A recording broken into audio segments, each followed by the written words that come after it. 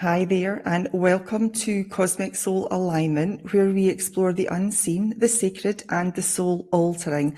And today's guest is Sunita, a no-nonsense, grounded spiritual teacher, intuitive powerhouse, and former corporate executive who now helps women awaken their psychic gifts and step into full soul alignment. So welcome, Sunita. Nice to see you.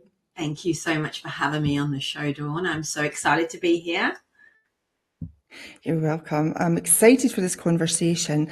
So let's get started. Can you then tell us about your spiritual awakening and your psychic emergence? How did your psychic and mediumship abilities first emerge?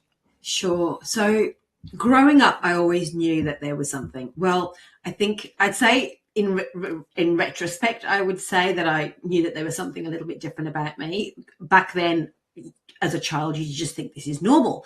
So I could sense spirit. I could sense people who had passed in the house, as an example. That was my primary memory. There was what I later found out to be an elderly couple that lived in the house, and they'd passed in the house, and I would quite often see them. I never thought anything of it until I got a little bit older and thought that's a bit odd. And my older sister, who was a bit more dramatic and was also a medium in the making as well, was very dramatic and would scream at the top of her lungs when she'd see them. There's people in there, there's ghosts in there. And then, fast forward, just this sensitivity of intuitively always picking up other people's emotions. And, when you're growing, obviously there's life happens, and it was a traumatic and abusive childhood anyway. So there was a lot of fight or flight in there. So the sensitivity to people's emotions was huge, and not realizing why I knew things before they'd happened, and premonitions. And then as I got older into my teens and late teens, early 20s, there was that kind of curiosity around the metaphysical, which just simple things like astrology, or knowing that something was about to happen, all of these things. And then I remember having my first astrology reading, and I remember the woman saying to me, your chart is very metaphysical. And I remember going, and what does that even mean? And I actually said to her, what does it mean? And she said to me, well, it means that you know things before they happen. And I was like, yeah, that's pretty true. But not knowing, how do I even know that? Because that's always a big question. But when you're in it at the beginning, you don't realize. And then fast forward many years later, the tragic death of my sister, and the passing, she had a car accident, and part of the journey for me of that, we were both abandoned by our family. We were both kind of outed, rejected, both of us black sheeps for kind of following our own path. And so we were very, very close. We were always very, very close, which kind of makes sense as that we were both the ones with the mediumship abilities as well, And so when I arrived in the UK and went to the hospital, not knowing the extent of her injuries, there was a whole sequence of things that happened at that end, her passing. And so just finding out what the extent of her injuries were, and not knowing that what I was coming to. So in her unconscious state, she was on life support, and the things that actually took place when she passed, which was her vision. I had a vision of her. She came to me to say goodbye, and it was a very profound, life-changing, such a clear vision it was of her saying goodbye, telling me how much she loved me. And it still brings me a lot of emotion of that minute where, over that 5-day period where I was sitting by her bed praying to anybody that was available, to save her, but also on a physical level that she wasn't going to make it. And then when the doctors actually I'll never forget this memory of the doctors chasing me, and chasing because I ran when I saw them, because I knew what they were going to say to me, and I wasn't prepared to hear it, which was that we need the option of turning off the life support machine. Yeah. I remember running. I literally ran in the hospital and hid under a stairwell, crying like that, because it was just too much, and I couldn't imagine a life without her. And we had the conversation, and then they'd said that there was absolutely no chance of her surviving, and so there was that end of life, that passing. I mean, you don't know what to expect, right? Every passing is so different, and it's incredibly heavy. And I remember there was a moment that I thought, what would I want, knowing that how close we were? And we used to do this thing where she always used to play with my hair, because she was a hairdresser and she used to love giving me those little hair massages, being the younger sister. I used to sit next to her.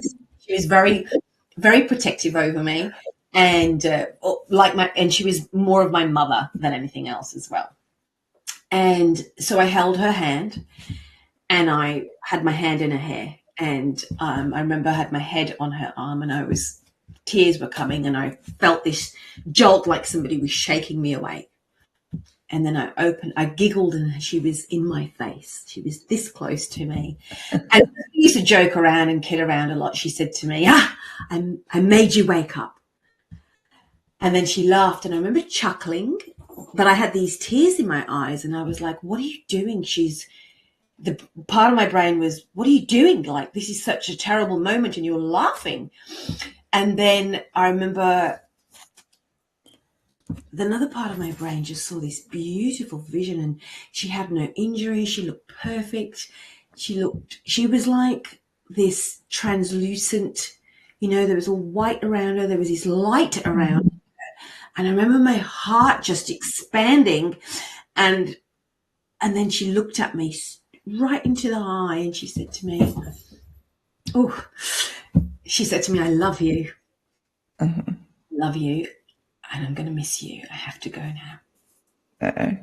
And then I remember almost waking up from that moment, and it was like I'm being launched into the nightmare again, and she drifted, and then I heard the machine bleep, flatline. Okay. And that was the profound experience that started my journey of awakening. Your awakening. Well, she did tell you, haha, I woke you up. She did. Do you know, I've never seen that. I've never thought. There you go. Yeah.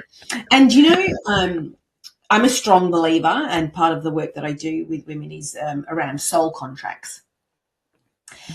And where and just to explain what I mean, the context that we have lived different lifetimes, and that we have a contract with other people, and that we were fulfilling them in the current life because something was left, something was not completed.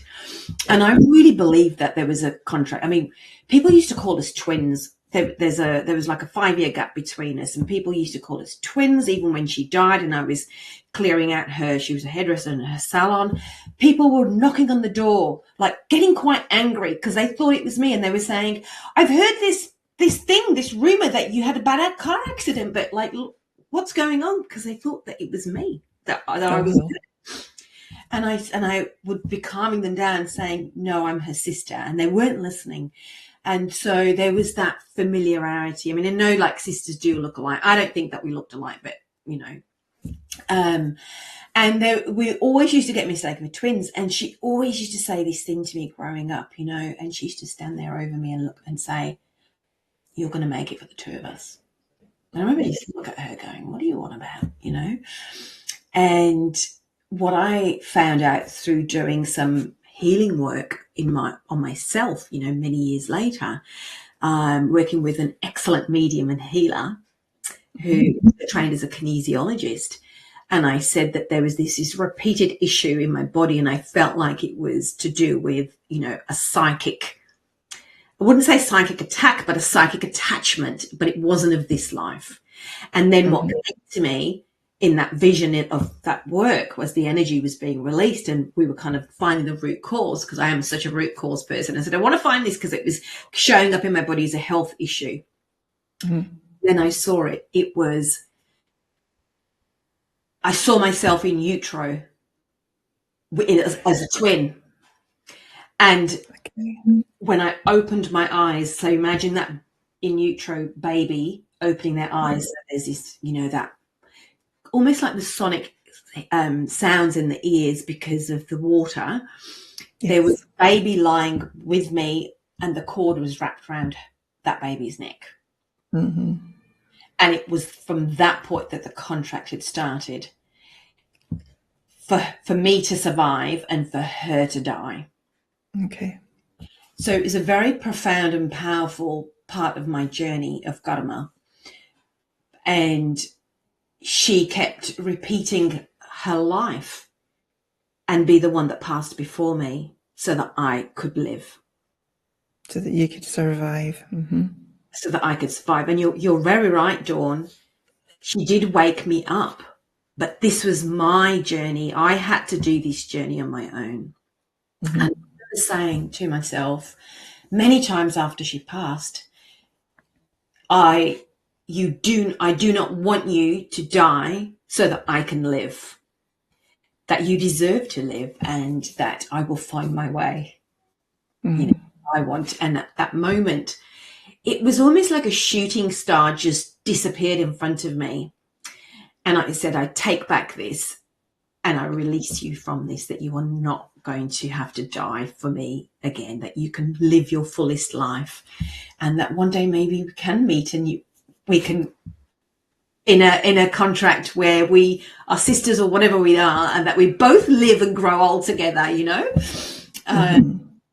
And that's a kind of deeper, more soul part of a profound awakening, the mediumship and the healing part, as I then came back home to Australia, and somebody at work again, when the doors open, you meet the right people, right? And this admin temp who said to me, this lady might be able to help me, and she wrote down on a piece of paper the phone number, who then I turned out to be the medium that I ended up working under and training.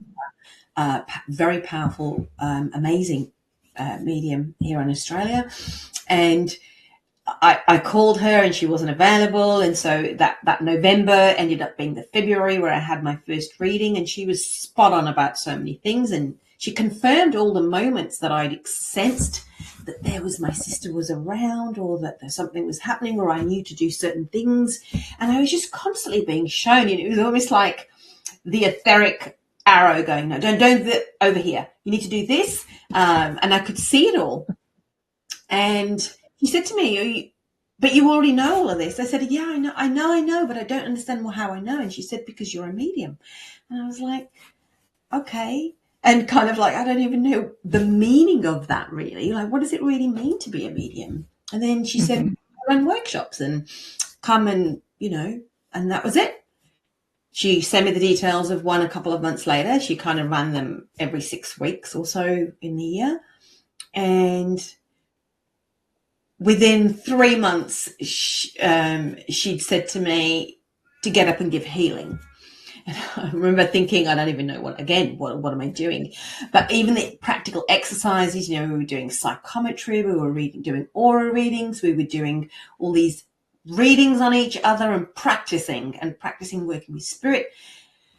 And everything just came. It was so profound. Like this whole part of me opened up, and I could see aura. I could see colors on the top of people's heads.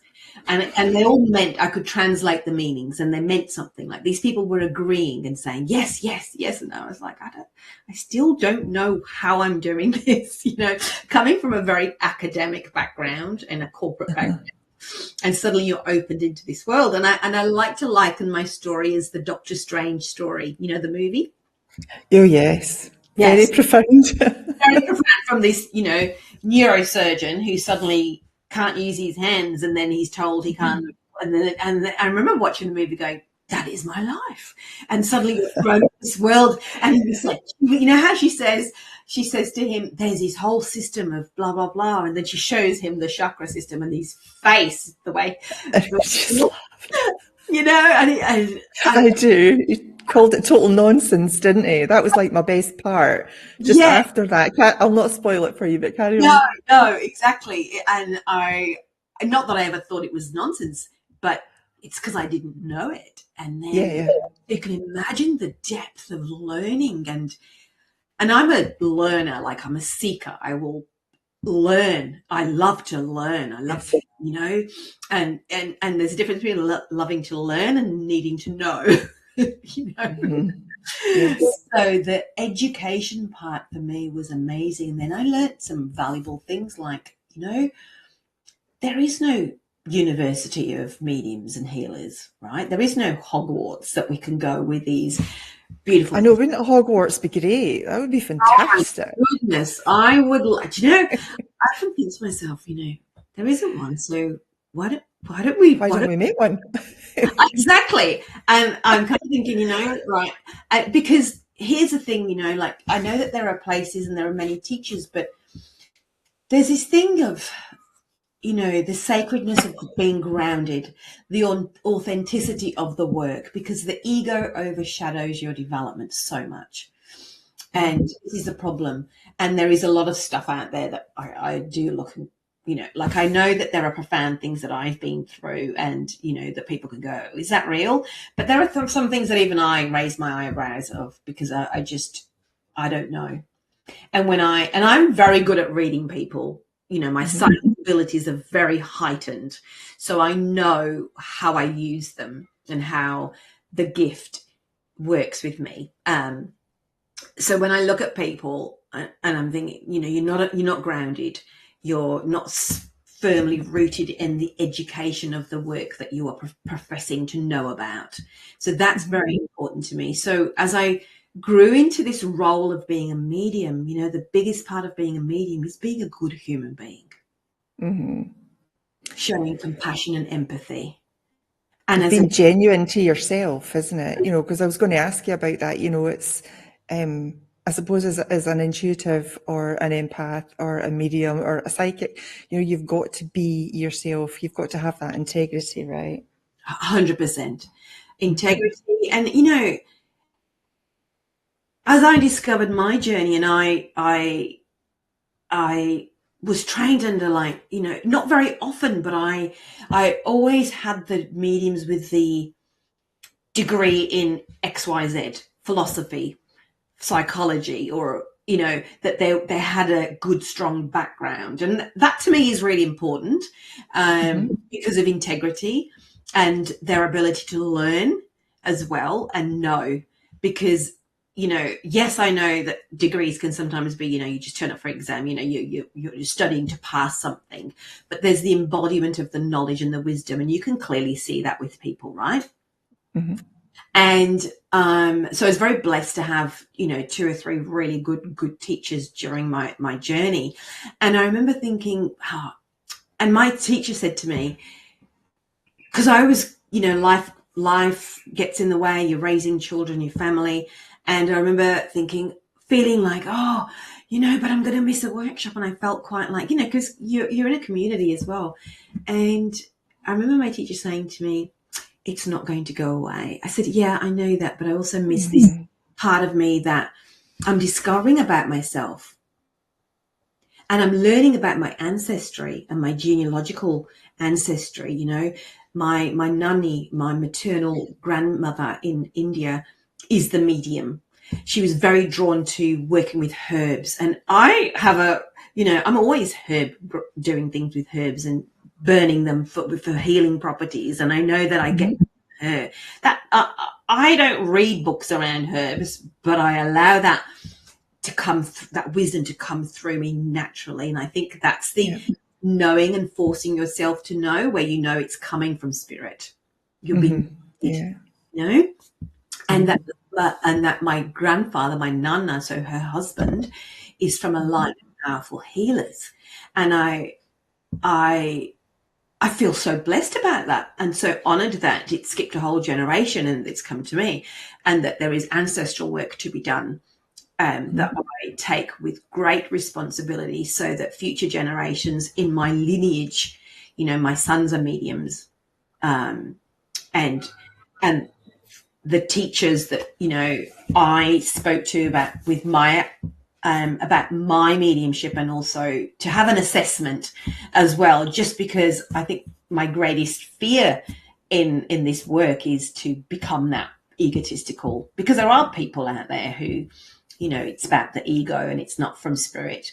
It's more about themselves and their personal gain than it is for spreading the word and sharing grounded wisdom and knowledge to people who are curious to learn more.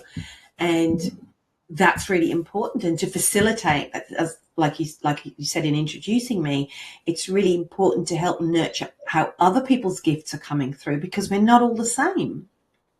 No, we're not. Yeah. And that doesn't mean that, you don't always have, yes, people will have a traumatic, tragic circumstance, and it will be the kind of pivotal point to awaken them on the spiritual path. And it's not like I was going down, I was a corporate person, right? So spirit had gone, but even in the corporate world, I was using my psychic ability, and I didn't realize that. I had a certain way with people. When people would always say to me, it's really amazing how you find this information out about people, because I believe that you don't, I'm an ex-auditor, quality assurance, risk manager, somebody who people fear when they come into the office, right? And so if I was auditing, I would make sure I made that person feel comfortable, because you can't get information out of people by beating them over the head, right? Making them feel small. So the empathy and compassion is always there.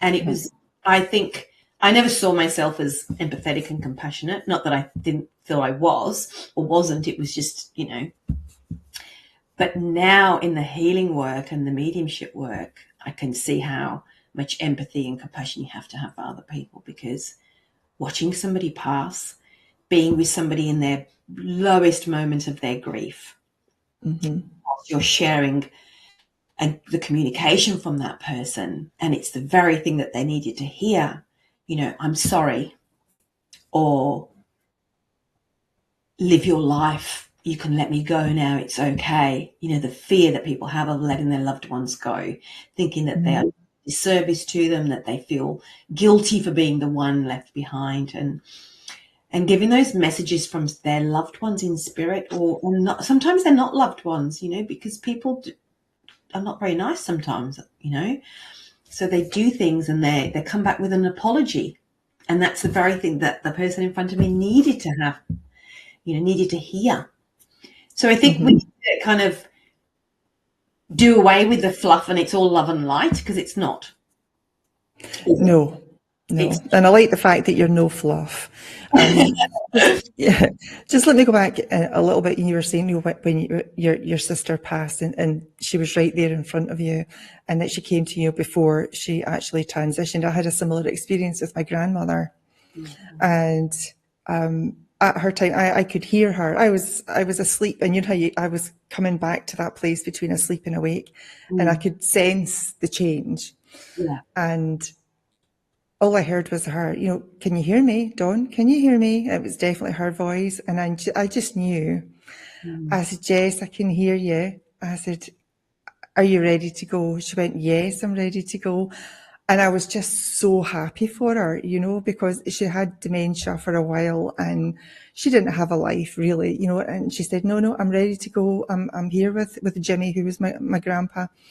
She said, I'm here. And I was like, then go and be happy. She went, absolutely. She gave me a message for my mum, which was really lovely. And that validation that it is true, because once you've experienced something like that, I say this a lot, but once you've experienced something like that, you can't take it back. No. Somebody else can't tell you that didn't happen just because they didn't experience it. You've had that experience. It's definitely cemented inside you, in every cell. It becomes your wisdom, and it's true for you. 100%. Yeah. And like, I believe, when I do mediumship readings, and even when I'm demonstrating on stage, and those people sitting in the audience, and when they come to me afterwards and in tears, or sometimes even, in public demonstrations, people will come back and they'll say, you said this to me last time, a year ago, I came here and you said this to me and this is what happened. And they just say, you've changed my life. Mm-hmm. And it's, when you look at what that felt like with your grandmother, hearing her voice and then telling your mum that message, it changes you. It does. And opens you up to this whole other world that exists. Mm-hmm. And who are we to think that the universe is just of us? Uh-huh. Right? And there are so many profound things. And, this is part of our journey as a human being, right? To get over ourselves and our mind to think that these things don't exist. Mm-hmm. It's so beautiful. And even with animals, like I love animals, and I'm an animal rescuer. I've worked with charities, I work with rescues, and when animals pass, oh my goodness, like humans, because we have the same, we speak, we talk, we have this language, but animals, it's pure love. Mm-hmm. It's pure, it's so like that impacts me on a whole other level. Because when they say your eyes are the window to the soul. Mm-hmm. So when the animal shows the memories, their best memories of them with their human. Oh wow. And says, you're going to be okay, that remember me in that way, that little pup chasing that favorite toy or whatever it was, and when the animal thanks them and for caring for them in the way that they did, so profound on an emotional level, I feel, because it's so heart opening and it's so like animals are profound. Their energy, their beautiful, the clairsentience of that passing is so profound, and that changes you, it's just they are just come from unconditional love, don't they? They don't really know fear, obviously, unless they're abused, but they just want to love on you all the time. It's just such a wonderful feeling. Yeah, exactly, and the gratitude that they try. I translate it as gratitude, that profound amount of love and feeling that I have from them, and the memories that they, of the imprint, because they have memories too, right? And in that connection, and their human is in tears, weeping, because they've got this health issue and they know that their time is passing, it's coming to an end, and they're saying, yes, it is, and I want you to remember these memories of us, and that I'm grateful, especially those moments. And I've had a few happen the last 6 months of passings where they've had to be put down because their illness has been so bad, and where there is that gratitude of, you're not doing anything bad, because that's the thing that you're left with as a human, right? That I've killed them, and it's, it's like for humans, I don't know what it's like where you are, but where we've just passed in some states the legislation for ending life, so that we have this choice. So that's really important as well, because the family members are left with the guilt of, did I do the right thing? I know. And that's horrible. And having been through that myself, knowing that they will let you know. And I know that when I'm involved in passings, that's part of the process. Is this right? Are we, is she passing? And it's a beautiful to witness and be it's a humbling process to watch somebody's life end, so sacred, that transition. And that's a part of mediumship that nobody talks about, is the endings, transitions it back into spirit world, back to source. It might be an ending of this physical life, but it's the beginning of another. Absolutely. It's a never-ending life. Yeah. And this is something that I've learned in my mediumship, and that I say quite often, is that they are more alive than we are. We're like Oh, yes. dragging ourselves around in these bodies that are eventually going to wither away if we're lucky enough to live to an older age, which we are now, with all the things that we have, technology, we can live longer. Whereas, hundreds of years ago, you were dead in your 30s. You'd be lucky if you got to your 30s, right? And so many, all of these. So getting older is a blessing to be able to sit. And this is something that spirits say quite often, is that, we have this physical shell, and that when we're saying to enjoy the present and love the present, it's saying, I can pick this flower and smell it, because spirit can't. I can see the sunset and the sunrise. I can look at the stars and the moon. Spirit don't do that. And so quite often their messages that come back are around, enjoy being this human being, because you've made this choice to come back at this time, and appreciate the small things. And, I believe, and I'm sure you do as well, Dawn, around that we choose this life for our growth. We choose it for our spiritual development, to learn things for our soul evolution. So when we go back, we're saying, yeah, did I learn that? Yes, I did. 100%. No, damn it, have I got to go back? What did I miss? Oh no, I have to go back again. I already said I'm not having the childhood I had. I'm going to learn everything, and I'm going to work hard, which is probably why I am grounded and I don't do the fluff, because I'm fearless in my conviction of the growth journey and the evolution of the soul, and I feel very tuned into that part of my path for myself as a medium. Hence I teach a lot of that, and that depth of work that comes with it, because every medium is different. Like my teacher, I remember she would say to me, oh, you just get the thing, the very thing that they need to know right now, because I'm a deeply emotional person. But that's my clairsentience. I'm able to, my psychic ability. So when I work, I'm able to pinpoint the very thing that's blocking you right now, that's stopping you from moving forward. And kind of like that thorn that's stopping you. And so in my mediumship, so that's how it comes through in my mediumship as well. Even though I am clairaudient, I hear and I see as well. Yeah. And she was very surface, with, they had a bike, they had a house with a green door. That's not surface, but if that makes sense, like more physical, like, whereas I was much more deep, and because it was always about soul journeys for me, which I then later understood in my development that makes sense, where I was always getting the deep stuff, because that's what's important to me. I get they live in a 3-bedroom house and there's a window over here and they drive a red car and blah, blah, blah. But I'm like, where's the fun in that? Absolutely. So do you think then that anybody can become a medium, or only certain people maybe that have been born with certain gifts, or is it something that you can choose to progress, to develop? I believe, and just my understanding is that it is genealogical. It's passed down, and it will, like I said, it skips generations.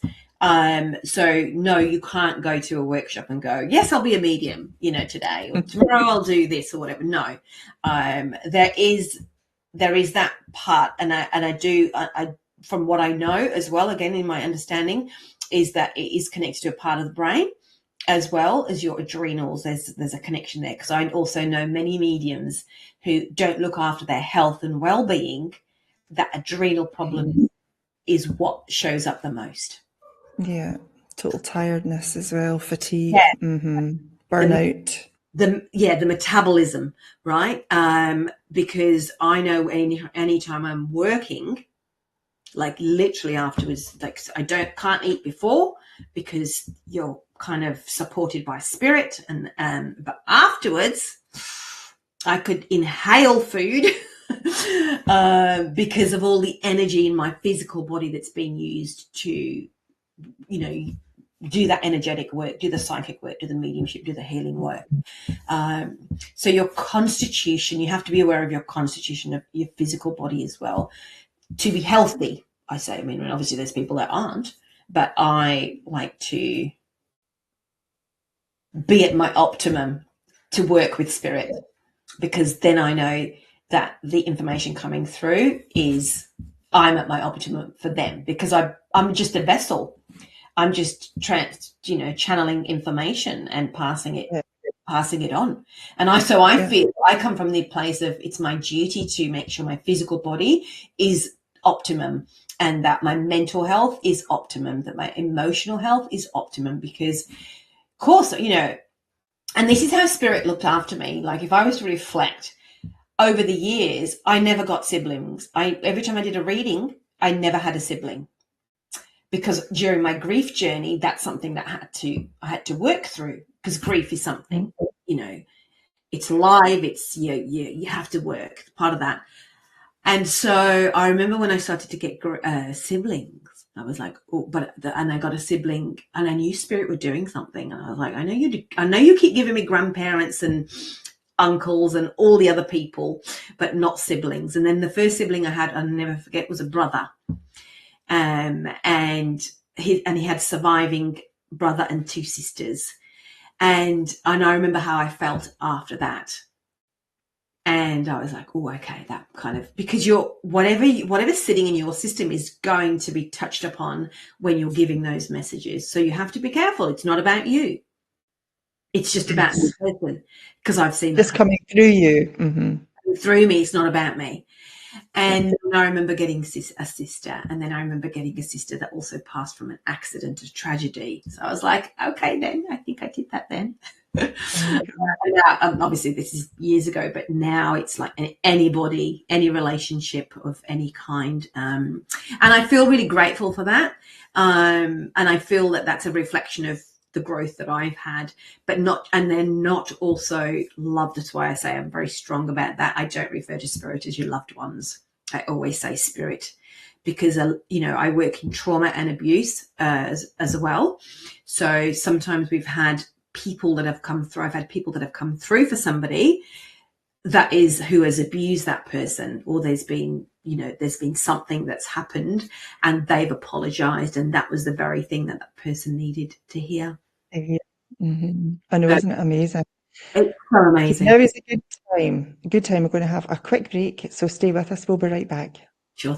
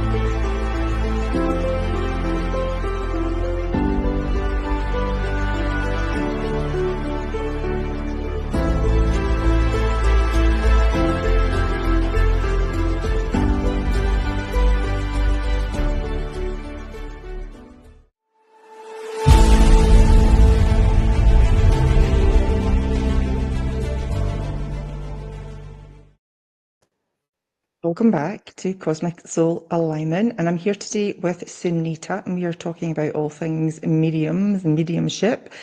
Let me ask you, Sunita, so for someone watching who suspects they might be intuitive, what could be some of the first signs that they would notice? Oh, what a great question. So with intuition, I would ask you to explore and play with it, because once we get creative and play with our intuition, intuition is very connected to our creativity. So I would say to somebody, get some oracle cards, grab some color pencils, and draw. Practice with somebody. Just see what comes to you, because you have to kind of let go of the mind with intuition and allow that creativity to come through. And, practice with somebody, we all have besties that we talk about this stuff to and say, look, can I do a little reading on you? Just explore, get creative, use color. I love color because there's so much depth, and it allows you to really, read to you and read to me completely different. And what it means is completely different. So you kind of need a tool to get out of your head to start to play with, which is why I say make it fun and make it playful. And there's nothing more playful than color, right? It's so beautiful, and it's a part of us. So I would say, pick somebody that that you can kind of get some information back from as well. Otherwise, you're just doing it on your own without any confirmation, which you need to know if it's your head or your actual intuition. And then just ask yourself some questions, right, about that person. So once they've agreed, so permission is important, and ask yourself, right, where is this person now? What area do they need help with? What's their challenge? What's their block? What guidance do they need? And just draw with a color, see what comes up. I mean, if you're an artist, great. I'm not an artist, I can tell you. So for me, it would just be scribbling with a color. Even I use, you can just print them free off the internet, imagine, or just draw the outside figure of a human form, and then draw the color around the parts of the body that you're seeing, and then translate the color. I love that auric exercise. It's an exercise I always give as a warm-up exercise, and to tune into a person, see what colors you get, and then write some notes about that color, and then ask that person for confirmation. It could be like, I was getting yellow around your head and I feel like you're studying, or I feel like this is what it feels. And you could split it into, emotionally, where are they at? Mentally, where are they at? Physically, where are they at? And play with it, do some exercises around it. When you're driving, tune in and go, right, where's this person going to go? I mean, obviously there's this thing that people do where there's really subtle cues where they're going to turn, right? So it's not about that. It's kind of setting it out there and saying, right, I'm going to, what's the next color of the next car that's coming past me, and see if you get that right. Yeah. Simple little thing. Simple little exercises. I like the oracle cards because they shout out to me. I quite like, just for myself, I'll pick one out and say, okay, well, how's this relating to what I'm going through, or what I'm experiencing, or how I'm supposed to be moving forward? Yeah. So I really like those. Yeah. These are oracle cards. Yeah. What about the color, and drawing the aura? That's really interesting. Yeah, I think because they're kind of, for some people, oracle cards can be a little bit further down the track to where they kind of are at. And I think that color's kind of more, there's less attached to it, right, in terms of people's perceptions. So, and don't get me wrong, I love oracle cards, good ones that are grounded in, there's a grounded knowledge I do stock them and I do use them in my work, and they are great, and there's a difference between using an oracle card for growth work to an oracle card for daily guidance and wisdom, or kind of like the uplifting ones as well, where you can just get your daily card and feel, oh yeah, I'll keep an eye out for that, and asking the right question.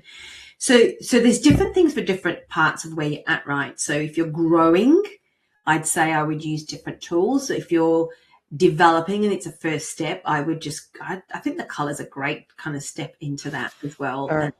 Yeah. Do I'll share this one with you. I do do the driving one with the speed cameras. To tell you where the speed cameras are. all the time. A really good idea. Honestly, that is such a good one, and it's practical too. I mean, firstly, you should be speeding anyway, but I do it because I live on a highway, and it's they're straight stretches, and they will be speed traps. But I did it this morning, and I was like, "There's a speed camera somewhere here. I can feel it," and there it was. You go, you caught the vibes. I got the vibes of the speed camera. The government going, Yeah. money, money. Yes. So when people are wondering if they're psychic or if they're a medium or intuitive, are there what can block people's gifts, I suppose, from coming online? Their life and their ego. It's Yeah. always their life and their ego. It's always the self-doubt, or I don't feel I'm good enough, and surely that can't be real. And I do a lot of workshops on mindset versus intuition. Is it, because that's the biggest problem people say is, how do I know if it's my mind or my intuition? And they can't tell the difference. And I always say this thing, and I'll offer this, that your intuition is the soft, supporting whisper from your soul. It's not the one It's a that's nice feeling, isn't it? Yeah. yes, it's soft, and it's encouraging, and it's gentle. It's not the one that's screaming at you and swearing at you for getting it wrong and all of those things. So that's the first step. And in terms of how do the blocks are always going to be the mind stopping you, because you are really powerful. Your innate intuition is your natural gift. And if you're then able to harness that and discover that you have, psychic gifts, and you're a medium or you're a healer, and you have other intuitive gifts, I mean, it's not just about mediumship and healing, but look at all these wonderful gifts of, with other spirit work around the artwork, like I said, where the mediums who can channel work with spirit, and they can draw the answers. Like, profound, right? And this is why I say I can't draw anything. I'm terrible, but that's a whole gift in itself. Then there's the gift of wisdom. They're all different gifts, and I would say this: find a good teacher, find a good grounded teacher, because we're not doing that enough. Because also there's so much we have access to so much information online now. Yeah. So people read themselves into believing something is there that's not. And a real grounded, a teacher, because not all mediums are teachers either. A good teacher will be able to read you, as in work with you, and know that's your mind, or that's an actual gift, or that's something that can be cultivated. I know that as my gift of teaching opened up, I'd started teaching because I knew that was what I was supposed to do. And I remember how hard it was for me to step up into that, because nobody says to you, here you go, you've now qualified as a teacher. Nobody says that, which is why I would get assessments from who I would call the Dumbledores of mediumship. And I remember her saying to me that your development, it's all very grounded, and it's all very, very strong. Not just your spiritual development, not just your mediumship and healing, but your spiritual development, like your growth is grounded. And I think there's a responsibility as a teacher to be able to tell people, find a good teacher, sit in a development circle. You have to sit in a development circle, learn how to build your power and work with spirit. It doesn't just happen. Because you ultimately are never going to know, yes, if it is your mind or whether you are actually gifted. So it's not a failing upon yourself. It's integrity of the work. And I think that that's something that we need to talk about more often, is that keeping it sacred, keeping it, sacred, really, and grounded in its truth. Because look at the profound feeling and the memory you have of your grandmother. That's never going to go, and that that's real. And look at the work that you're doing. Yeah. And I've had a few experiences. It's been great. Some of the things that I've been experiencing, I just absolutely love it, and it set off, my love for the mystical. Really, I mean, many years ago, I think I would say 30 years ago. I would go to a spiritualist church. Yes. And I don't know what happened, but somebody singled me out and said, come in, come and sit with us and let's show you some things. And I would put my hands over somebody's knee and I would just be able to tell them that there was pain there and there was stubbornness in this area. And when I feel cold, there's a block. I know there's a block in there and I don't know how I could tell it, but they Yeah. were helping me to develop that, and it seemed to be coming on really well, and then it all closed down and I had to just do it myself. So it Yeah. was really interesting. Yeah. And those spiritualist churches are have been such an integral part of the mediumship movement. And I think we also, I'm glad you said that, because my teacher was of that with the Spiritual National Union, and they made mediumship and healing, they kind of brought it out of the dark ages in the UK, where you could publicly demonstrate and not be imprisoned. And we need to do that more, because if that hadn't have happened, we would be, I don't know, burnt at the stake probably. Yes. Past lives about being burnt at the stake had a couple of things. Yeah, me Not very good, but yeah, me too. You see what I mean? So I think as we move forward into the movement, yes, there's modern mediumship, but don't lose the roots and the grounded and the people who came before us, who did die before us. And I think, because I love the British mediums. They're so powerful, so powerful. Those old, those black and white photos and those old mediums, they're just, there's that stuff has disappeared because we've become so distracted. And we've become distracted in the, I would say, like the tricks and of the what we can do. Like, you can touch somebody, you know exactly where they're at. I know I can do that. I know with the healing work we can move blocks, and all of this profound stuff is real, right? Everybody else fails and they've said, right, I don't know where else to go. They come to us. People come to us because they go, you're my last resort. Don't worry, we got there. And they go along that path, and profound things have happened for them in their life. And saying to somebody, if you've started the journey, find that good teacher, find a good circle, ask the questions, and look at the person that you are seeing. Where is their background? What's their background? Listen to what they're talking about. Is it grounded? Are they knowledgeable? Like, about the spiritual churches. I used to go to them too, because it was the only place we could go to hang out where there was real stuff happening. I remember sitting in those, just get some healing. It made you feel so good, right? It's like, oh, good, but because that was a development circle that I grew up in here. And there are a few left in Australia. I'm sure that there's plenty, but there's the same crowd of people that go to them, isn't there? It's the same group. And I also find that there's new families that arrive, especially when they've just lost somebody. Yes, and that's why it started with me. And I used to take my daughter and my mum and my sister would go. We all loved that sort of thing, and it was great. And the readings that would come through, sometimes they were a little bit flat, but other times they were really excellent, and they were top notch. They really were mostly amazing. I used to look forward to that. Yeah. But listen, we are bang out of time, so I want to thank you for bringing your clarity and your truth, and your deep soul wisdom to the show. And your journey is proof that spiritual power doesn't require fluff, right? It's already within us, and it's waiting to be remembered. Yeah. So I want to say thank you so much.